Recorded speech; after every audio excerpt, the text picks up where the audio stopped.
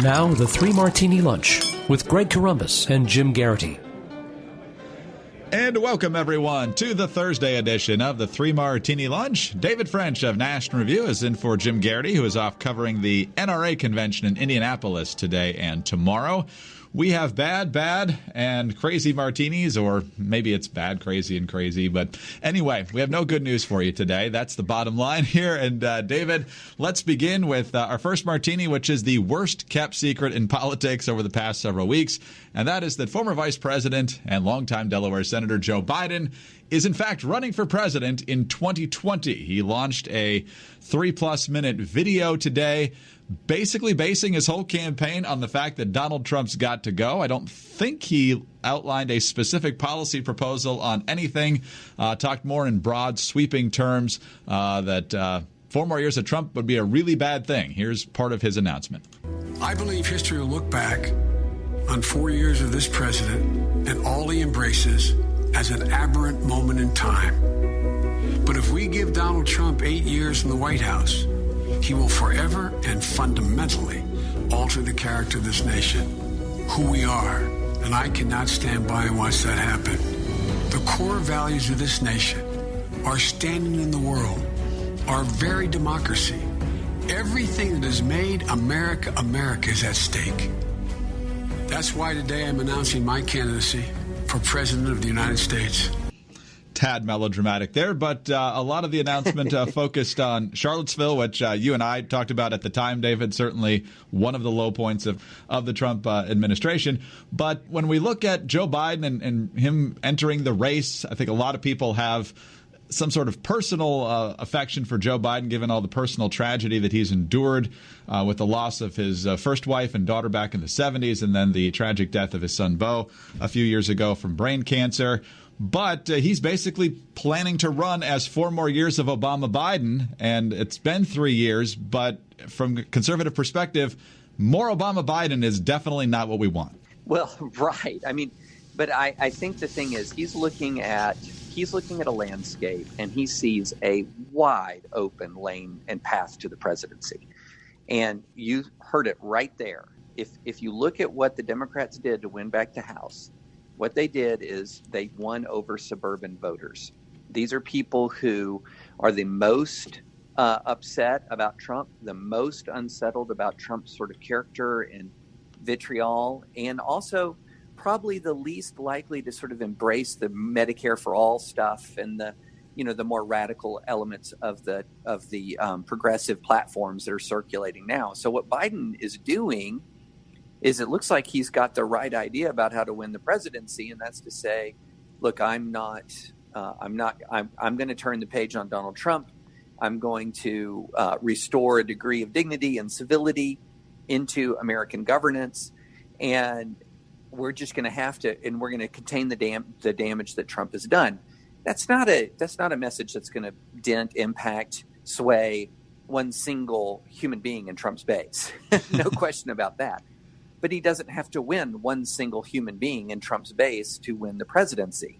He has to hold on to those suburban voters that the Democrats won over in 2018. And, look, there's a lane there. There's a lane within the Democratic Party. As there is a recent New York Times exposed that the number of Democrats who are not on social media, sort of not dominating this online conversation, outnumbers those who are on social media by a 2-to-1 margin. And the people who are sort of off social media, more offline, are far more moderate and conservative than the online Democrats are. And so what we've had is a campaign that's been focused on pandering to these online Democrats to win the Twitter primary. And if Joe Biden can be disciplined, if he can say, I'm going to be relentlessly on message and say, I'm going to restore dignity, I'm going to restore civility, I'm going to restore a degree of normalcy, it's not going to be a drama every week, he's not going to be a culture warrior. In other words, it's sort of a, hey, let's just take a deep breath and pause type of presidency. I think he's got a real shot at this. However, you and I both know that Joe Biden has run 2 previous presidential campaigns. Right. And do the words disciplined, relentless, focused apply to this guy at all?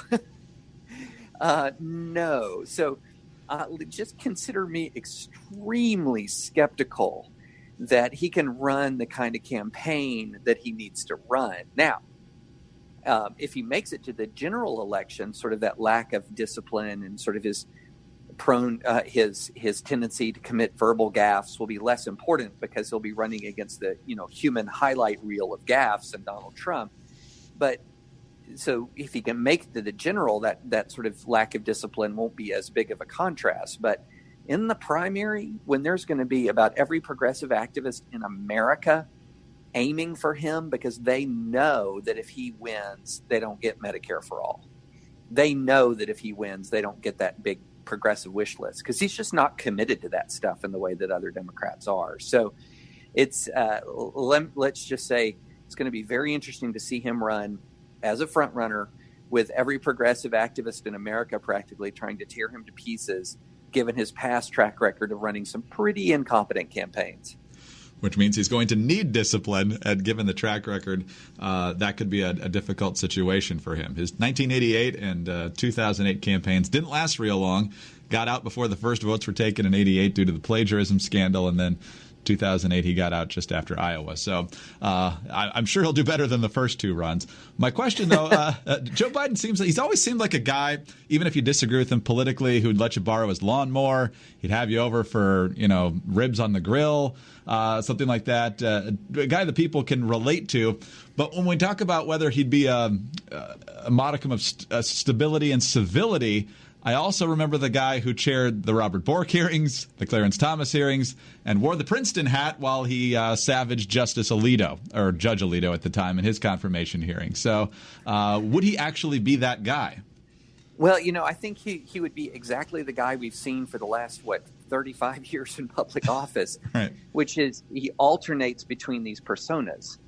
But the weird thing is the people who've been around him, time and time again, you hear people on Capitol Hill say he's one of the most beloved guys on Capitol Hill, yet they've also endured some of his really tough partisan. And I would add to that the just mockery with which he treated Paul Ryan in the VP debate in 2012. I mean, he just relentlessly attacked and mocked and essentially laughed and sneered at Paul Ryan during the VP debate. And it was infuriating to watch.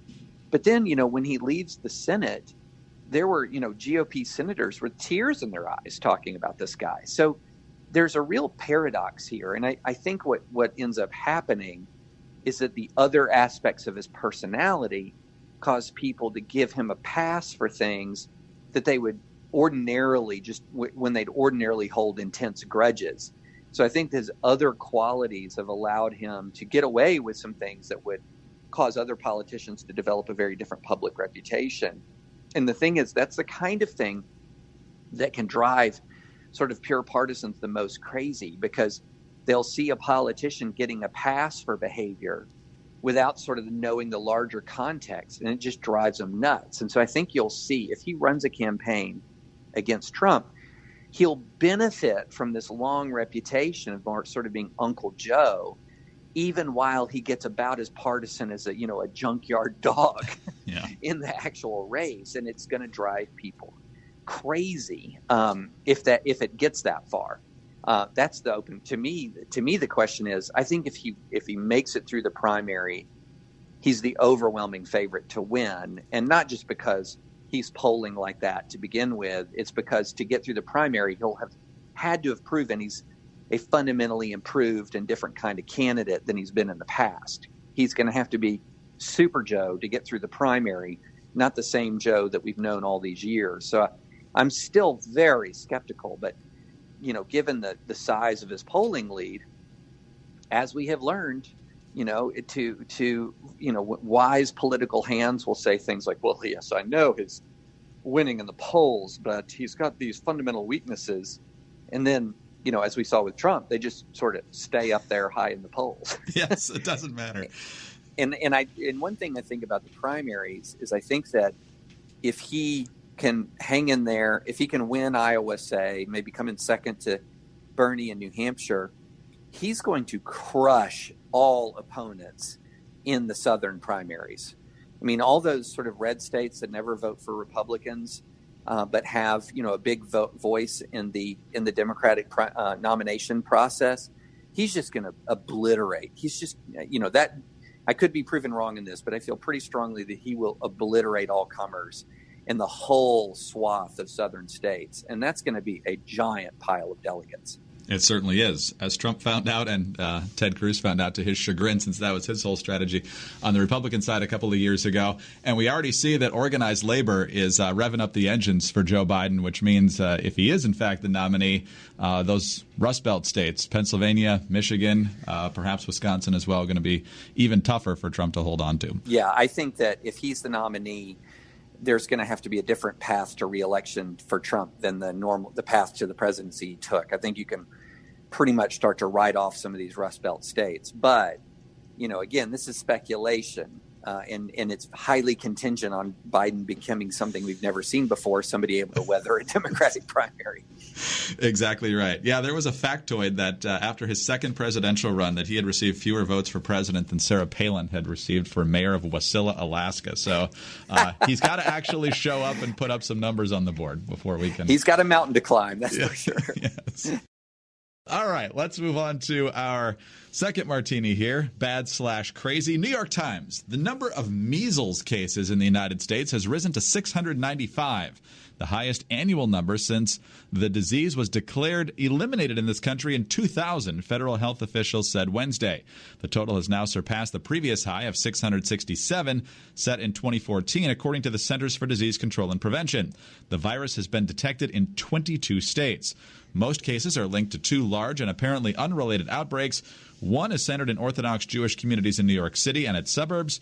That outbreak began in October and recently spread to Orthodox communities in Michigan. The other outbreak began in Washington State. The CDC says, quote, the longer these outbreaks continue, the greater the chance measles will again get a sustained foothold in the United States. The virus mostly has stricken families that do not vaccinate their children, and the CDC blamed organizations that are deliberately targeting these communities with inaccurate and misleading information about vaccines. Mayor Bill de Blasio is threatening residents in 4 different Brooklyn zip codes with $1,000 fines if they refuse to vaccinate, and their fines could be up to $2,000 in certain circumstances. So, David, this is obviously maddening. The theories about vaccines and connections to autism and so forth have been around for a long time. They've been pretty effectively debunked, I would say.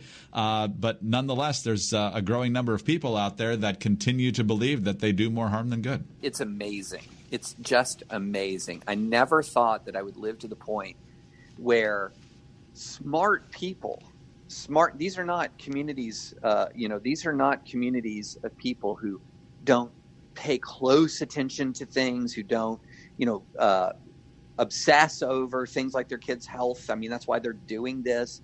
But I never thought I'd reach the point where sort of the trust in our institutions combined with the sort of the arrogance of your own understanding becomes so great, these two things together become so great that we start to shun one of the greatest public health advances in all of human history.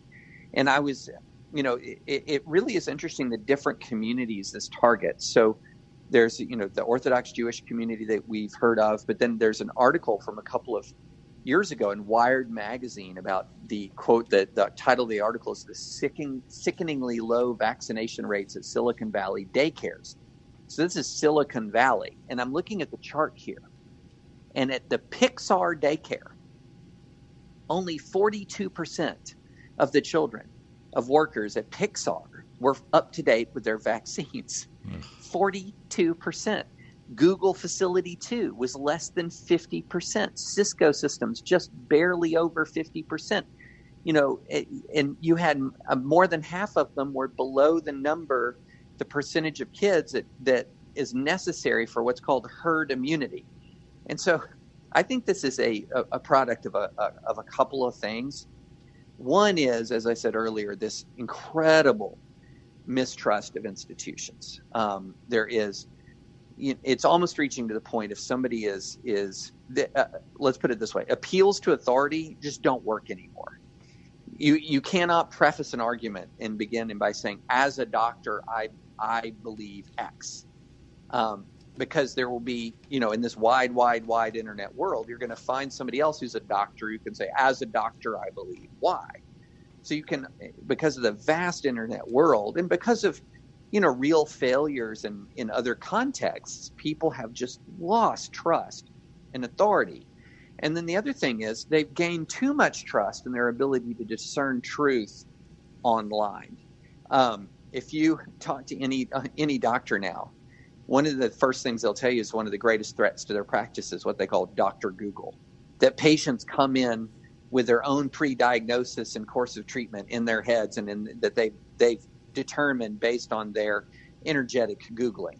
And I don't think it's any accident that we also see a lot of embrace of weirdo conspiracy theories. I mean, you can go to something on YouTube these days, hit play, and then just never touch it again, and you'll see an autoplay after autoplay after autoplay of the slickly produced conspiracy theory videos and documentaries, and all of it seems so official looking, and it all seems so compelling.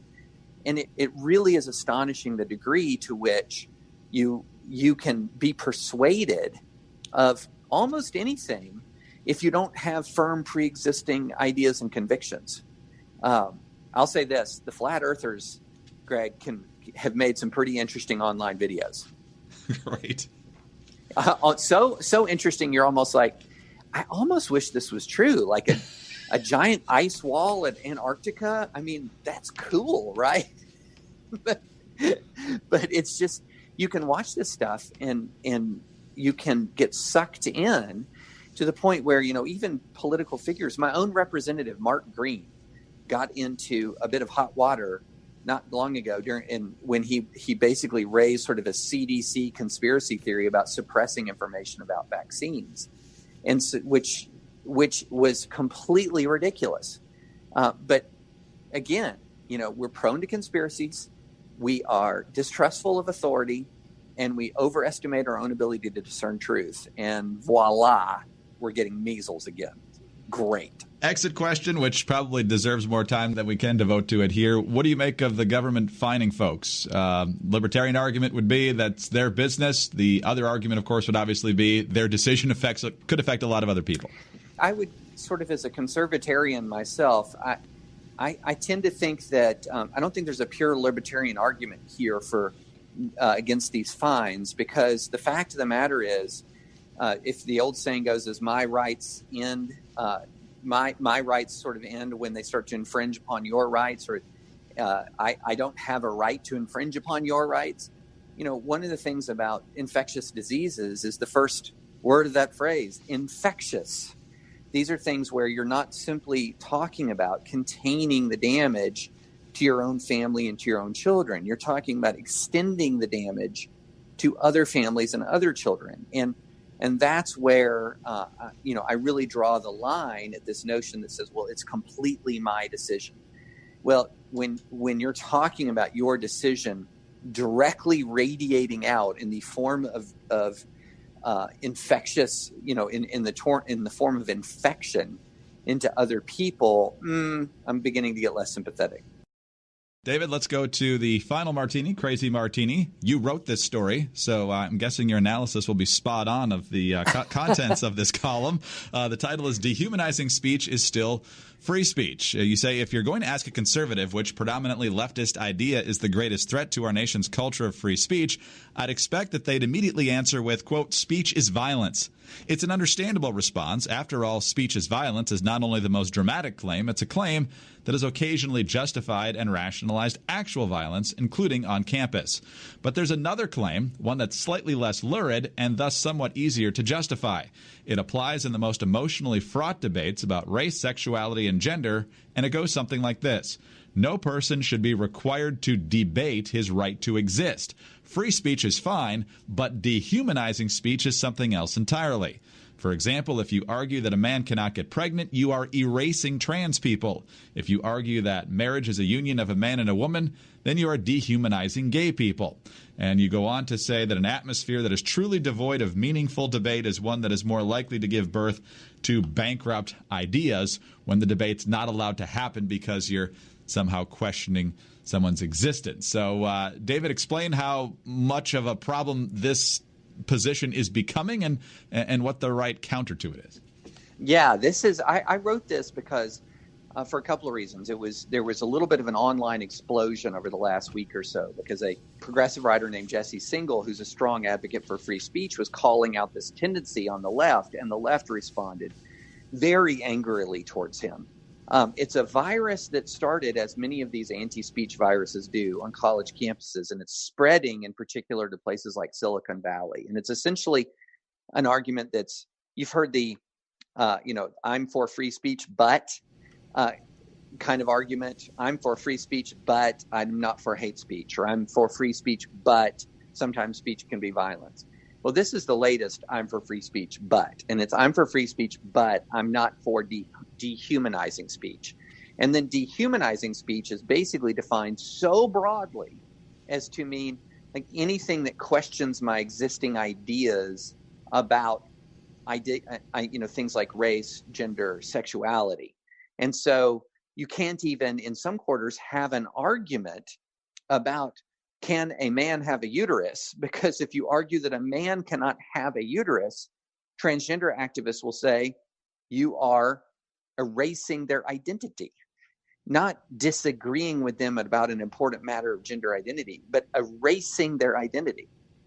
And so this kind of argument gains a lot of currency with people who are the same kind of folks who sort of reflexively think, well, I'm against hate speech. It's a sort of another way of saying hate speech.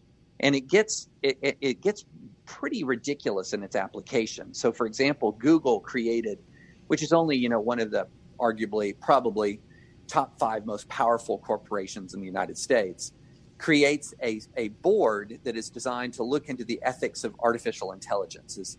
As computers are growing faster and smarter, there's a lot of questions about artificial intelligence and the ethics of artificial intelligence. And so they asked the president of the Heritage Foundation, an African-American woman named Kay Cole James, to be on the board. Now, look, if you're trying to create a board that reflects a wide variety of mainstream views in the U.S., why not put the president of the stinking Heritage Foundation on your board? I mean, she is one of the most influential conservatives in the United States of America, at the helm of one of the most influential institutions in the United States of America, and one of the 2 leading conservative think tanks in the world. And so Google puts her on the board, and Google internally goes nuts. People start saying that she has dehumanized them. Why? Because she believes marriage is a union of a man and a woman. That she erases their identity. Why? Because she doesn't believe a man can get pregnant. And so therefore, not only would they say, I don't want to debate her on these issues, they say she doesn't even get to have any input about the ethics of artificial intelligence. And Google, brave Google, defending the marketplace of ideas, decides to cancel the board entirely rather than have one where she sits on it. And so this is something that, a lot of Americans, it's another one of those things that a lot of Americans haven't heard of, but it's gaining steam in elite progressive circles. And you watch, you're going to see it spill out time and time again. It's going to become part of the national conversation that we can't even discuss these issues anymore because they're dehumanizing or erasing people. So how do you push back? If every person that has the traditional view gets kicked to the curb, what's the most effective counter here? Yeah, I mean, first you got to raise awareness. So people have to understand what's happening and rebut it before it becomes fully mainstream. So that's one thing. You can't wait until it's fully mainstream on the left and then go, oh, holy cow, where did this come from? So you got to deal with it now, rebut it now. And then the other thing is you can't give in to the labeling. An awful lot of people, we want to be known as nice people, right? We want to be known as compassionate. And what the left has been very successful at doing is sort of taking mainstream social conservatism, relabeling it as hate, relabeling it as bigotry, or now relabeling it as dehumanizing, and then sort of daring people to speak anyway. And it's pretty effective. It's a pretty effective technique in getting people to shut up because, like I said, most people don't really want to engage when they're going to be called these names or accused of these terrible things. And so we have to pre-butt it. We got to rebut it before it becomes mainstream. And then as it continues to leak out, we have to essentially toughen up and realize that if we're going to maintain the courage of our convictions, we got to be able to withstand some of this name calling. Guessing James Damore's not too surprised that Google folded on this after some internal corporate protests. He's the engineer who wrote the memo on engineering differences between men and women, which was not received well. So, David, as you mentioned, exposing this is the first step, and you've done well here. Thanks so much for bringing it to the fore, and we'll talk again tomorrow. Looking forward to it. Thanks, Greg. David French of National Review, and for Jim Garrity today, I'm Greg Corombos of Radio America, and join us again on Friday for the next 3 Martini Lunch.